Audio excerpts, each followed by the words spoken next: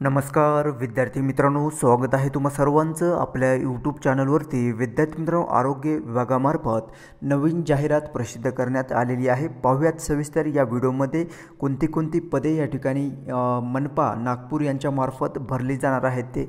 So video शेवटपर्यंत पहा without skip करता, जेणेकरून या जाहिराती संदर्भात तुम्हाला अधिक माहिती मिळेल। चला तर मग व्हिडिओला सुरुवात करूया। विद्यार्थी मित्रांनो, पहा जाहिरात जी आहे ती मनपा नागपूर यांच्या मार्फत NHM आरोग्य राष्ट्रीय आरोग्य अभियान महाराष्ट्र यांच्या अधीन राहून या ठिकाणी प्रसिद्ध करण्यात आलेली आहे। ही जी जाहिरात प्रसिद्ध करण्यात आलेली आहे, या जाहिरातीमध्ये जी पदे नमूद करण्यात आलेली आहेत त्या पदांकरिता तुमची कुठल्याही प्रकारची एग्जाम घेतली जाणार नाही। तुमची निवड जी आहे ते तुमच्या मार्क्स बेसवर, जे काही तुम्हाला क्वालिफिकेशन असणार आहे, तुमचे जे काही मार्क्स तुम्हाला टक्केवारी पर्सेंटेज भेटलेले आहे त्या मार्क्सच्या बेसवर तुमचं फायनल सिलेक्शन या ठिकाणी केलं जाणार आहे।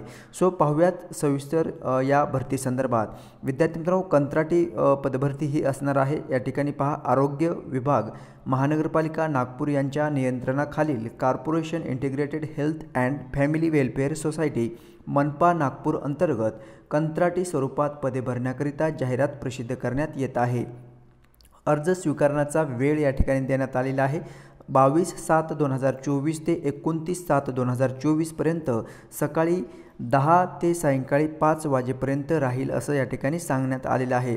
विद्यार्थी मित्रांनो, हे जे फॉर्म भरायचे आहेत ते तुम्हाला ऑफलाईन अधिकृत जे काही हे ऑफिस आहे मनपाचं, त्या ठिकाणी तुम्हाला जाऊन दिनांक 22/7/2024 ते 29/7/2024 या कार्यालयीन कामकाजच्या वेळेमध्ये सकाळी 10 ते 5 वाजेपर्यंत तुम्हाला थेट जाऊन तुम्हाला काय करायचं आहे, फॉर्म फिलअप करायचा आहे। ठीक आहे, ते ऑफलाईन फॉर्म असणार आहे। याचा जो काही नमुना असणार आहे फॉर्म फिलअप करण्याचा, तो या व्हिडिओच्या शेवटी तुम्हाला सांगणार आहे कशा पद्धतीने तुम्हाला भरायचा आहे तो। ठीक आहे, सो पहा या ठिकाणी कोणते पदे भरली जाणार आहेत। यामध्ये पदांचं नाव जर पाहिले तर या ठिकाणी पहा, स्टाफ नर्स या पदाचं देखील या ठिकाणी वॅकन्सीज आहेत।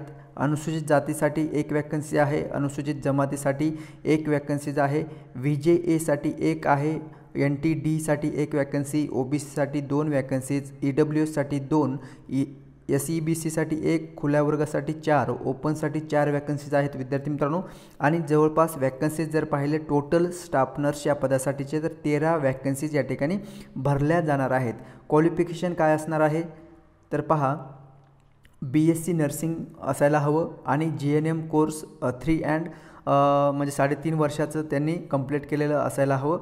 कुठून तर recognised government recognised institution registration and diploma of Maharashtra nursing council या ठिकाणचं। आणि वेतन जे तुम्हाला पेमेंट भेटणार आहे ते 20,000 या ठिकाणी दिलं जाणार आहे। मागासवर्गीय करिता कमाल वयोमर्यादा या ठिकाणी 43 वर्ष आणि खुल्या प्रवर्गासाठी कमाल वयोमर्यादा ही 38 वर्ष या ठिकाणी देण्यात आलेलं आहे। ठीक आहे, सो ही स्टाफ नर्स या पदासाठी एकूण 13 वॅकन्सीज आहेत। प्रयोगशाळा तंत्रज्ञ आहे, एकूण 5 वॅकन्सीज या ठिकाणी भरल्या जाणार आहेत। प्रयोगशाळा तंत्रज्ञासाठी 12+ DMLT चे काही सर्टिफिकेट असणार आहे। असे उमेदवार काय करू शकतात, प्रयोगशाळा तंत्रज्ञ या पदासाठी अप्लाय करू शकतात। आणि वेतन श्रेणी पहा, 17,000 या ठिकाणी तुम्हाला पे स्केल असणार आहे किंवा 17,000 पेमेंट तुम्हाला या ठिकाणी प्रयोगशाळा तंत्रज्ञ या पदासाठी दिली जाणार आहे। आणि नेक्स्ट पहा कोणतं पद आहे तर औषध निर्माता फार्मासिस्ट या पदासाठी पहा, एकूण वॅकन्सीज पाहिले तर ओपनसाठी 2 वॅकन्सीज आहेत। ओके, सो खुल्या वर्गासाठी या ठिकाणी वॅकन्सीज आहे फार्मासिस्ट या पदाकरिता, औषध निर्माण अधिकारी, औषध निर्माता। ओके, सो क्वालिफिकेशन पहा, डिप्लोमा इन फार्मसी काउन्सिल कडील नोंदणी असणे अनिवार्य असणार आहे। उच्च शैक्षणिक अर्हता धारकांना या ठिकाणी प्राधान्य दिलं जाणार आहे। आणि एकूण पेमेंट जर पाहिलं तर 17,000 तुम्हाला या ठिकाणी पगार दिला जाणार आहे फार्मासिस्ट या पदाकरिता।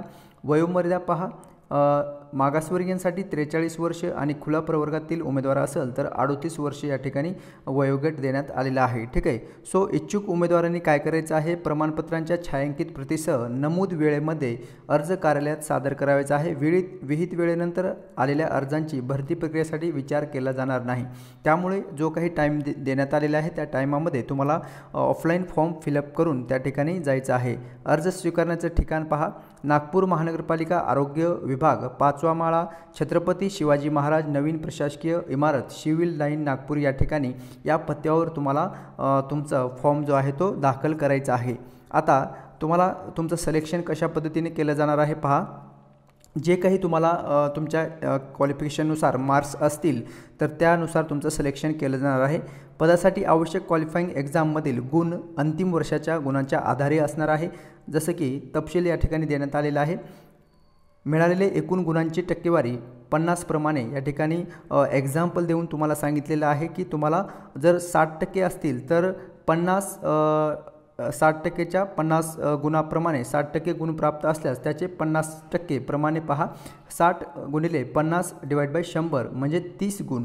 तुम्हाला 60% असेल तर तुमचं या ठिकाणी 30 मार्क या ठिकाणी धरलं जाणार आहे किंवा गृहीत धरलं जाणार आहे। अधिकतम गुण या ठिकाणी 50 मार्काची तुमची ही जी निवड यादी आहे त्यामध्ये तुमचं 50 मार्क गुण समावेश करण्यात येणार आहे, ठीक आहे। आणि नेक्स्ट पहा, जे काही पदासाठी आवश्यक शैक्षणिक अर्हता असल्यास संबंधित विषयामध्ये अधिकची शैक्षणिक अर्हता असल्यास त्याबाबत विचारात घेतली जाणार आहे। त्यामध्ये अधिकतम 20 गुण, अर्थात यामध्ये जो काही प्रोपोर्शन आहे त्यामध्ये कसं देण्यात आलेलं पहा। स्टाफ नर्स या पदाची आवश्यक शैक्षणिक अर्हता पूर्ण करून अतिरिक्त BSc नर्सिंग हे शिक्षण अर्हता पूर्ण केलेल्या उमेदवारांना अर्ज केला असल्यास उमेदवारांचे त्या अंतिम वर्षामध्ये 60% गुण असल्यास 20% प्रोपोर्शन प्रमाणे त्यांचे 12 गुण ॲड केले जाणार आहेत। ओके, सो जवळपास 100 गुणाची ही तुमची निवड यादी अशा पद्धतीने तयार केली जाणार आहे आणि नंतर तुमचं जे जास्त गुण ज्या उमेदवाराला भेटतील त्या उमेदवारांचं या ठिकाणी सिलेक्शन जे आहे ते केलं जाणार आहे। यामध्ये तुमची कुठलीही प्रकारची परीक्षा ही घेतली जाणार नाही। तुमच्या जो काही क्वालिफिकेशन आहे त्या क्वालिफिकेशन बेसवर तुमच्या पर्सेंटेजनुसार तुमचं सिलेक्शन या ठिकाणी केलं जाणार आहे। ओके, सो अटी आणि शर्ती या ठिकाणी काही देण्यात आलेल्या आहेत। याची लिंक तुम्हाला डिस्क्रिप्शनमध्ये प्रोव्हाइड करतो विद्यार्थी मित्रांनो, त्यातून ही PDF जी आहे ती डाउनलोड करून घ्या आणि तुम्ही जी काही अटी आणि शर्ती आहेत ते व्यवस्थितरित्या रीड करायचं आहे। आता फॉर्म कशा पद्धतीने फिलअप करायचं आहे त्याबद्दल थोडंसं आपण जाणून घेऊया। पहा, या ठिकाणी हा फॉर्मॅट देण्यात आलेला आहे। यामध्ये अर्जाचा कार्यालयीन नोंदणी क्रमांक, तसंच या ठिकाणी तुमचा पासपोर्ट साईज फोटो तुम्हाला लावायचा आहे। नंतर प्रति जे काही या ठिकाणी उल्लेख करण्यात आलेला आहे त्या संबंधित तुमचा विषय, कोणत्या पदासाठी तुम्ही अर्ज फिलअप केलेला आहे, तुमचं नाव या ठिकाणी डिटेल भरायचं आहे। तसंच अर्जदाराचा संपूर्ण नाव, जन्मतारीख, वर्ष, महिना आणि दिवस अक्षरीमध्ये लिहायचं आहे। वय आज रोजी जी जाहिरात प्रसिद्ध करण्यात आलेली आहे त्या रोजी तुमचं वय किती आहे या ठिकाणी लिहायचं आहे। वय, वर्ष, महिने आणि दिवस। ओके, सो पत्रव्यवहारासाठी तुमचा संपूर्ण पत्ता, मोबाईल नंबर, ईमेल ID, अर्जदाराचे जाती प्रमाणपत्र आहे का, होय किंवा नाही, तसंच जातीचे नाव, प्रवर्ग, जात पडताळणी, कास्ट व्हॅलिडिटी झालेले का, किंवा हे जे काही प्रश्न या ठिकाणी देण्यात आलेले आहेत होय किंवा नाहीमध्ये तुम्हाला या ठिकाणी फिलअप करायचं आहे। शैक्षणिक अर्हता, तुमचं एज्युकेशनल क्रायटेरिया किंवा क्वालिफिकेशन जे झालेलं आहे ते या ठिकाणी तुम्हाला या बॉक्समध्ये नमूद करायचं आहे, ठीक आहे। सो ही नंतर जी काही माहिती तुम्ही भरलेली आहे ती ऑफलाईन घेऊन जायचं आहे आणि तुम्हाला शेवटी उमेदवाराची स्वाक्षरी, उमेदवारांचे पूर्ण नाव, तसंच ठिकाण, दिनांक सर्व फिलअप करून विद्यार्थी मित्रांनो तुम्हाला हे ऑफलाईन फॉर्म फिलअप करायचं आहे, ठीक आहे, कार्यालयीन वेळेमध्ये। सो ही अपडेट आलेली आहे। ओके, नागपूर महानगरपालिका भरती यांच्यामार्फत ही भरती केली जात आहे। सो विद्यार्थी मित्रांनो, माहिती जर तुम्हाला समजलेली असेल तर लाईक जरूर करायचं आहे आणि नवीन चॅनल पाहत असेल तर सबस्क्राईब जरूर करायचं आहे।